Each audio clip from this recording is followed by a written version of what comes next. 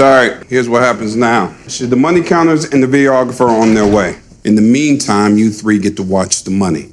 2 people with it at all times. No selfies. Enjoy. This was Lucy's first time seeing so much cash piled together. She couldn't even imagine how long it would take to spend it all. Can you imagine? I'd buy a car. No, a helicopter. And learn to fly it so I could avoid all the traffic. But after that brief fantasy, they immediately thought about their own lives. If they could have that kind of money, all the problems they were facing would simply disappear. I'd pay all of Henry's tuition, just so we didn't have those student loans hanging over his head. Yeah, I'll be paying mine off until I'm 60. With this money, you could pay them all off and still rent an amazing place by the ocean. At the same time, though, Lucy had just lost her place to live. Just trying to find a cheap apartment had already worn her out. While Lucy was lost in thought, the cash team arrived. All right, Officers Grazer and Williams arriving on the scene, 1:17 a.m., relieving 3. After confirming that no one had entered or left this room, they took over the huge sum of money.